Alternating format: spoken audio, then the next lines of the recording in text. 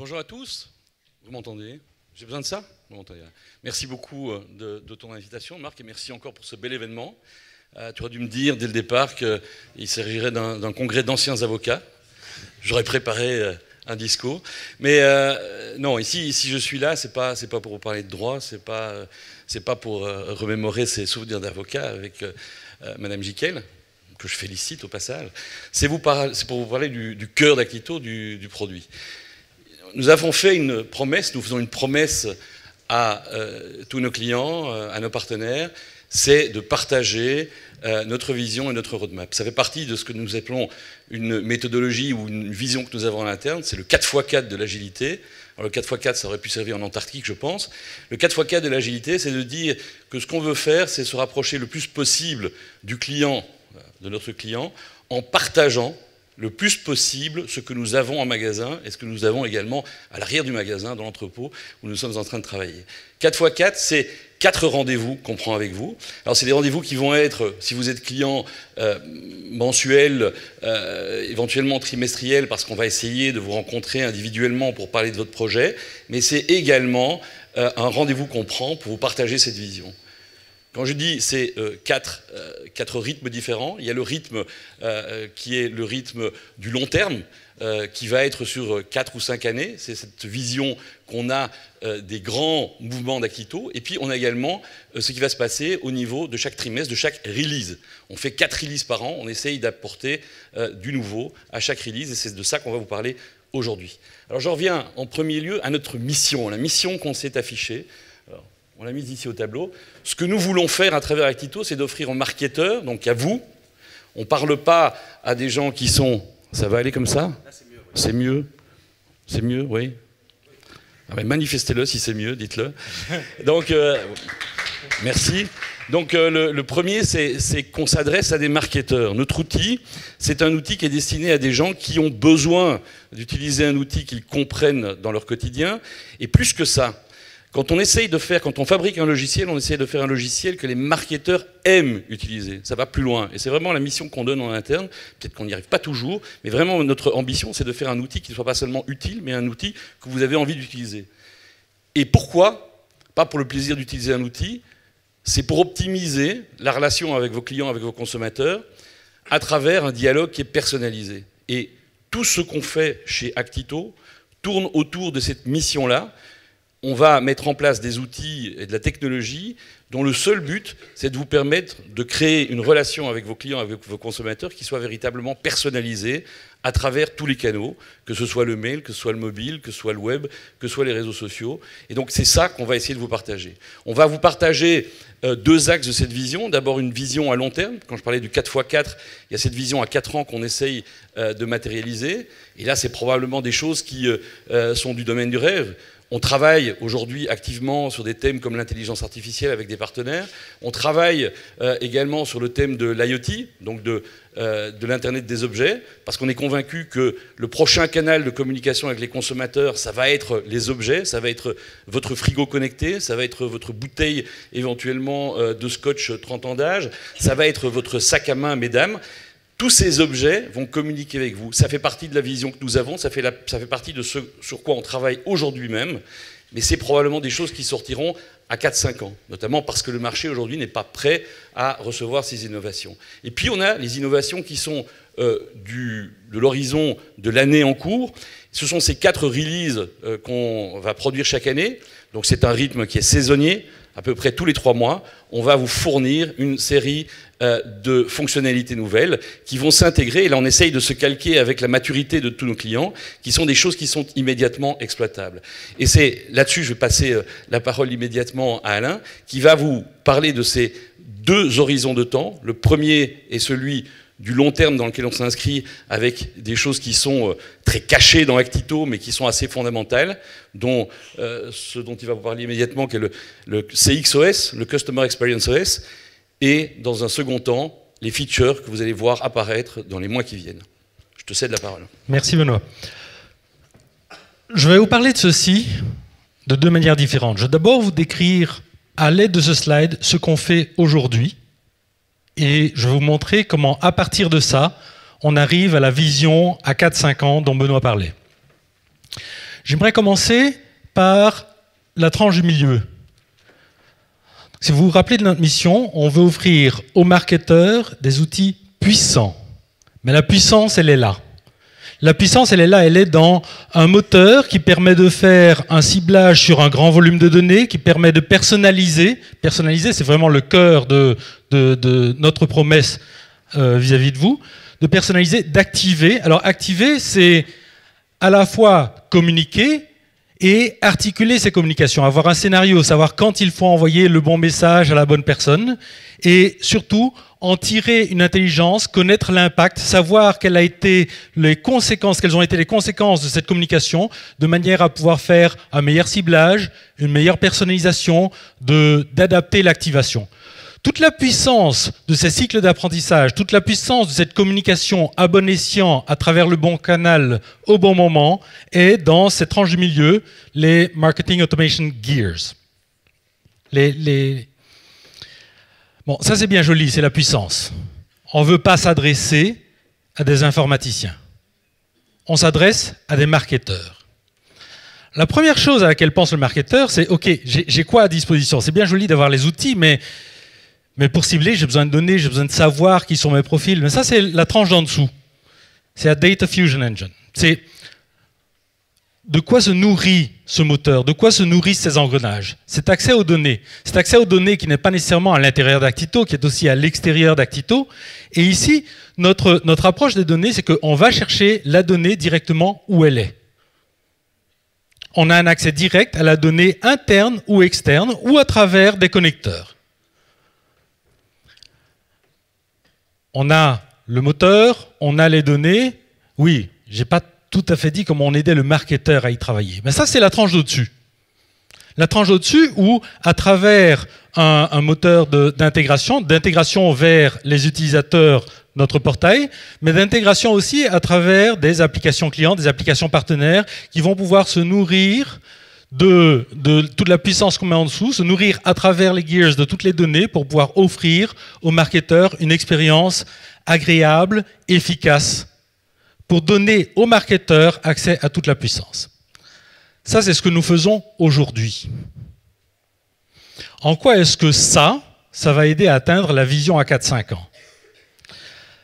Ce qui est important de noter ici, c'est qu'on a 3 couches et que la puissance, on la met au service des 2 autres couches. Donc on permet d'avoir une intégration poussée, fine, vers n'importe quelle donnée, où qu'elle soit. Alors aujourd'hui, elle doit être très proche de nous, pour des raisons techniques. Demain, avec cette même technologie, avec cette même approche, on pourra aller chercher les données où elles sont. Où elles sont, ça peut vouloir dire un serveur distant, ça peut vouloir dire ce qui s'est passé dernièrement dans l'objet. On parlait d'IoT dernièrement, d'aller chercher l'information dans l'objet individuel. On a un accès direct aux données où qu'elles soient. C'est ce sur quoi on travaille. On met en place les mécanismes pour le faire.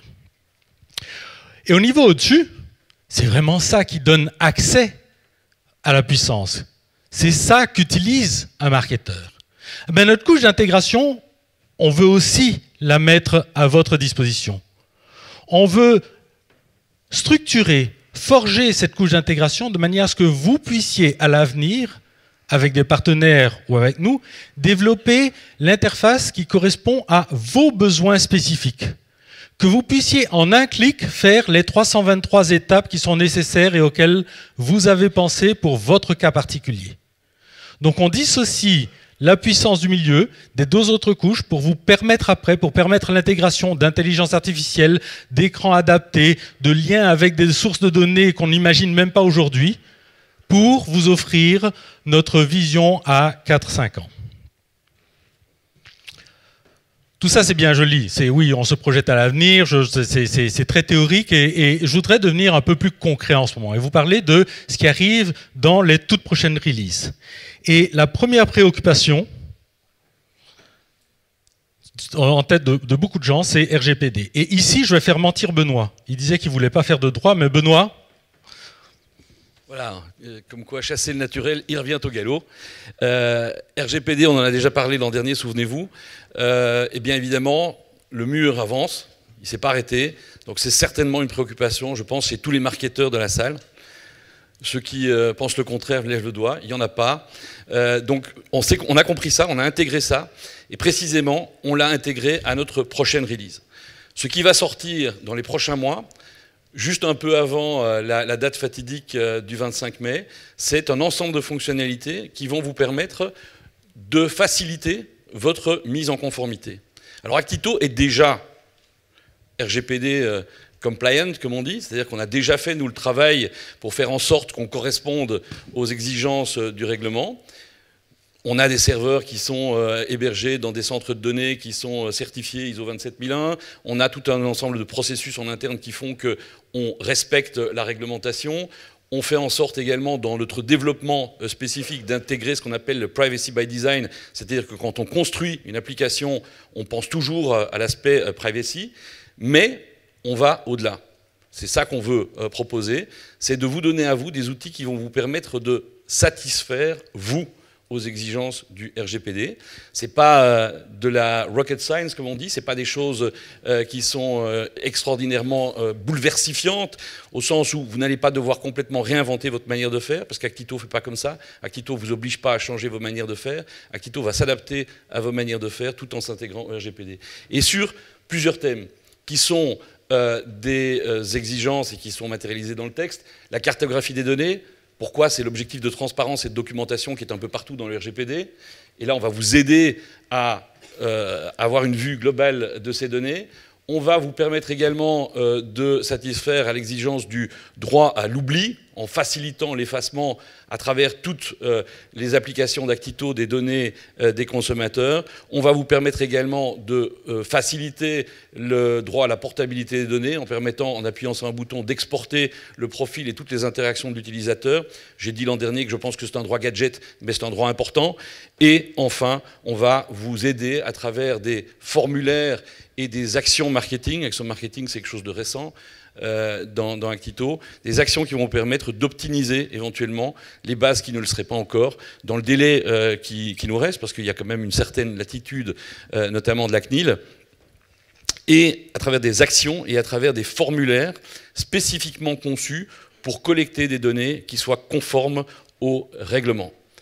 Alors, il y a des subtilités juridiques, je ne vais pas rentrer dans ces subtilités juridiques. On a publié hier sur le site un petit article qui reprend ce qui existe déjà aujourd'hui dans Actito et qui vous permet déjà de vous mettre en conformité. Ce qu'on va vous présenter ici va au-delà et c'est quelque chose qu'on peut annoncer d'ores et déjà dans 3 mois.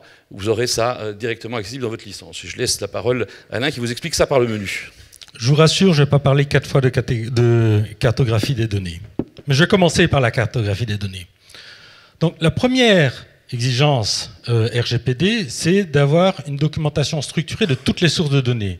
Est-ce qu'on pourrait passer au... Donc, ici, on retrouve, c'est pas très lisible ici, c'est peut-être un peu plus lisible de l'autre côté, on retrouve vos sources de données, vos données. Vous reconnaissez une évolution du Data Mart Studio que vous avez, pour ceux qui l'utilisent. Et vous allez retrouver ici une description, une liste de vos tables de profil et les tables qui leur sont liées. Ici, on a une table de profil, des promotions, les enfants, et on a pour chacune des tables une description et la liste des champs avec une description de chacun des champs. On doit aller un peu plus loin que ça dans la description des champs et le régulateur nous suggère une certaine structure de la documentation de ces tables. Mais elle sera intégrée dans ce qu'on va mettre en place dans les 3 mois. Si on passe au slide suivant, donc ici, ce qu'on a, c'est que pour chacune des tables, on va avoir vraiment un formulaire RGPD qui décrit la table, qui décrit le traitement, qui vous permet d'introduire le traitement, la source des données, la fréquence de mise à jour, de respecter entièrement les exigences au niveau RGPD, en ayant tout à un seul endroit, accessible à tous les utilisateurs de la table et accessible aussi à l'export. Donc si on passe à l'écran suivant, on voit ça ici, quand on rentre dans une table en particulier, on a exactement les mêmes champs qu'on a vus qui étaient accessibles en lecture dans le Data Mart Studio, dans lequel vous pourrez introduire les informations et vous remarquez aussi en haut à droite le bouton exporter. Donc en cas de besoin, vous pouvez facilement exporter les informations, la description, la cartographie des données, respectant toutes les exigences RGPD. Donc ça, c'est pour le premier axe. Le deuxième axe, c'était la portabilité des données. Ici, je suis dans une fiche d'un profil en particulier. On va pouvoir exporter les informations du profil.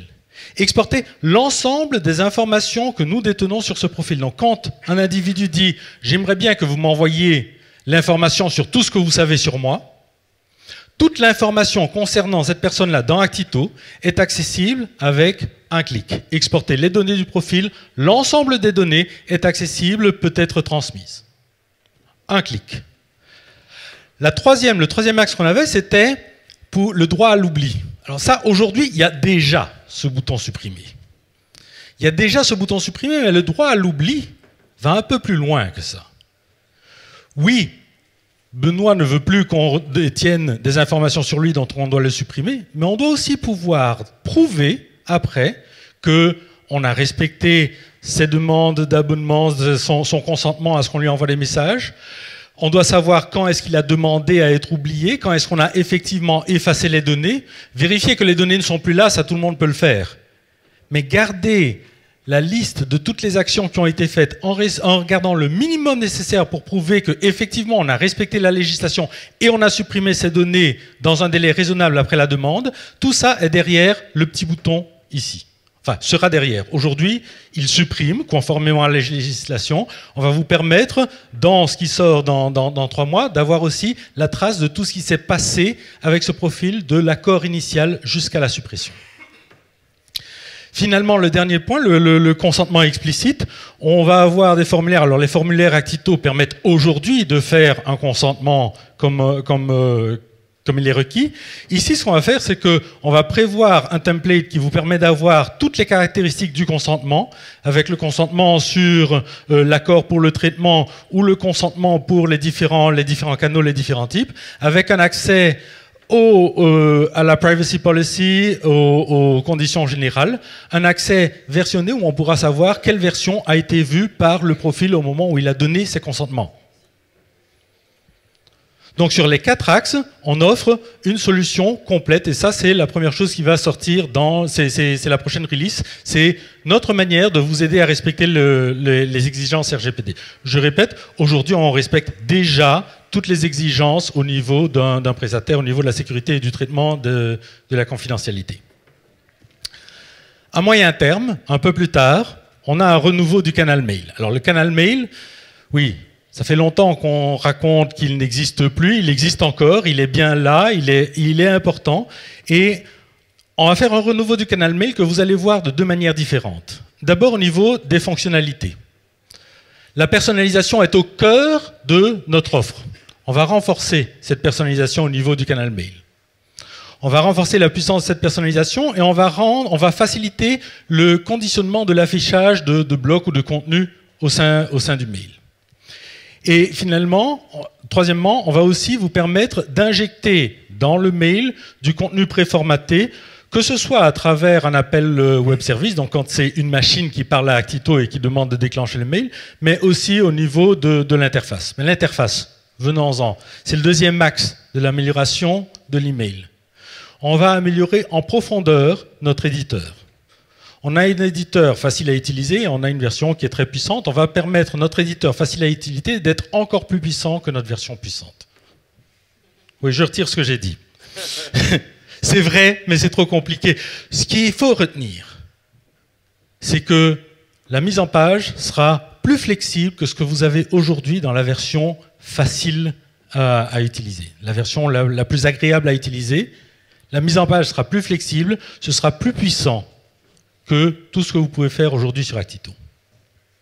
Quand vous serez en train de gérer la mise en page, vous aurez un accès immédiat à toute la personnalisation, un accès immédiat à la valeur de n'importe quel champ, sans devoir aller dans un écran supplémentaire. Cet écran existera encore.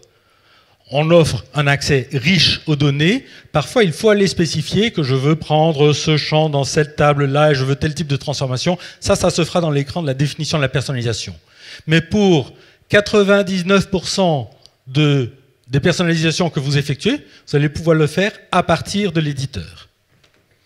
Et finalement, on va puiser dans cette puissance-là, puiser dans les nouvelles fonctionnalités, puiser dans la puissance au niveau des données pour faire des blocs prédéfinis.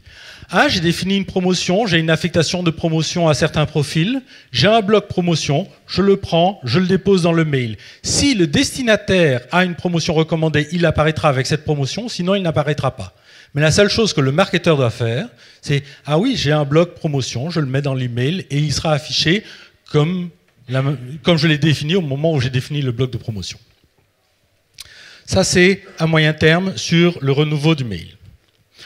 Troisième axe sur lequel on va travailler, c'est l'enrichissement. C'est bien joli d'avoir un modèle de données riche, encore faut-il qu'il s'adapte. Ici, on va vous permettre de définir comment le modèle de données s'adapte en fonction des actions de vos interlocuteurs. Quand ils cliquent sur un mail, quand ils voient une page, quand ils font un achat en ligne, et quand ils font n'importe quoi, quand ils arrivent n'importe où au sein d'un scénario que vous utilisez pour organiser, pour structurer le flux. On pense bien évidemment au scoring à ce niveau-là, mais ça va plus loin que le scoring.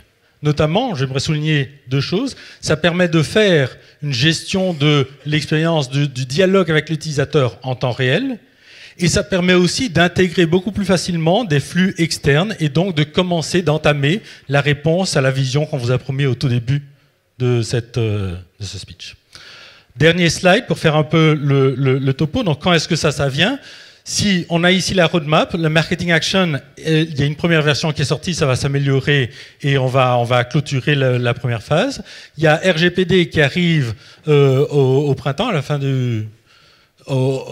à cette première étape-là, en mai, à temps pour la législation. Il y a le canal email, le nouveau canal mail qui arrive dans l'été, le renouveau de l'éditeur mail qui suit juste après et l'enrichissement des données qui arrive en hiver. Sur ce, je cède la parole à Marc, je suppose, ou à Benoît. Juste pour terminer. Un petit mot de conclusion, Benoît. Juste pour terminer. Oui. Un petit point, c'est que je ne vais pas prendre la question en ce moment, mais je suis ici pour toute la journée. N'hésitez pas à venir me voir si vous voulez parler de n'importe lequel de ces sujets ou du produit Actito en général. Voilà, merci beaucoup pour cette présentation, Alain. Je propose qu'on le félicite. C'est un beau boulot.